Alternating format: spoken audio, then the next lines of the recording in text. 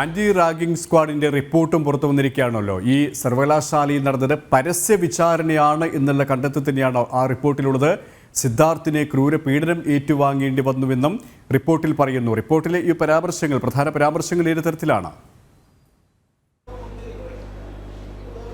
KP, ഞെട്ടിക്കുന്ന പരാമർശങ്ങളാണ് ഈ anti ragging committee നടത്തിയ പരിശോധനയിൽ കണ്ടെത്തിയിരിക്കുന്നത്. അതായത് കേരളത്തിലെ ഒരു സർവകലാശാലയിൽ ഇത്ര വലിയ കൊടിയ പീഡനവും ആൾക്കൂട്ട വിചാരണയും നടന്നു എന്ന് വിശ്വസിക്കാൻ കഴിയാത്ത വിധം അത്രമേൽ അവിശ്വസനീയമായ ഒരു റിപ്പോർട്ട് ഈ ആന്റി റാഗിംഗ് കമ്മിറ്റി വൈസ് ചാൻസലർക്ക് സമർപ്പിച്ചിരിക്കുന്നു. സിദ്ധാർത്ഥ് ഹോസ്റ്റലിലും ഈ ക്യാമ്പസിന്റെ നടുത്തളത്തിലും ഒക്കെ നേരിട്ടത് എത്രമാത്രം വലിയ പീഡനമാണ് എന്ന് വ്യക്തമാക്കുന്ന ഒരു റിപ്പോർട്ടാണ് ഈ വിദ്യാർത്ഥികളിൽ നിന്നും അധ്യാപകരിൽ നിന്നും ഒക്കെ മൊഴി രേഖപ്പെടുത്തിയ ശേഷം ആന്റി റാഗിംഗ് കമ്മിറ്റി തന്നെ നൽകിയിരിക്കുന്നത്. 80 പേജുള്ള ഈ റിപ്പോർട്ടിൽ ഈ പ്രധാന പ്രതികളെല്ലാം തന്നെ സിദ്ധാർത്ഥിനെ ദിവസങ്ങളോളം മർദ്ദിച്ചു, നടുത്തളത്തിൽ മർദ്ദിച്ചു, ഹോസ്റ്റലിൽ ഇട്ട് മർദ്ദിച്ചു. അങ്ങനെ 4 ഇടങ്ങളിൽ, ഹോസ്റ്റലും ഈ ക്യാമ്പസിന്റെ നടുത്തളവും ഉൾപ്പെടെ 4 ഇടങ്ങളിൽ പ്രധാനമായും സിദ്ധാർത്ഥിന് കൊടിയ പീഡനം ഏൽക്കേണ്ടി വന്നു. കൂടാതെ ഈ പ്രതികൾ മർദ്ദിക്കുന്ന, പ്രധാന പ്രതികൾ പറഞ്ഞിട്ടുള്ള ഈ SFI പ്രവർത്തകർ മർദ്ദിക്കുന്നതിനൊപ്പം തന്നെ മറ്റ് വിദ്യാർത്ഥികളെ നിർബന്ധിച്ച് ഈ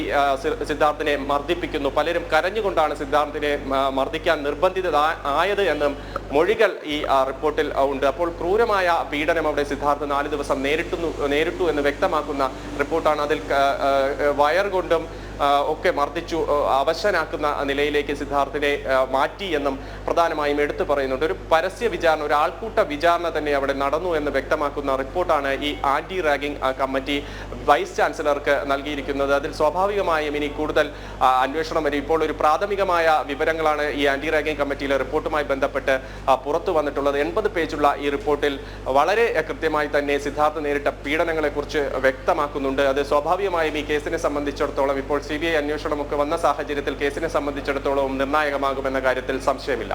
അതിക്രൂരമായ പീഡനം തന്നെയാണ് വെറ്ററിനറി സർവകലാശാല ക്യാമ്പസിൽ സിദ്ധാർത്ഥിനെ അനുഭവിക്കേണ്ടി വന്നത്. നേരിട്ടത് തന്നെയാണ് ആന്റി റാഗിംഗ് സ്ക്വാഡിന്റെ റിപ്പോർട്ടിൽ പരാമർശിക്കപ്പെടുന്നത്. വിശദാംശങ്ങളാണ് തിരുവനന്തപുരത്ത് നിന്നും ചന്ദ്രശേഖരൻ നൽകിയത്. വാർത്ത.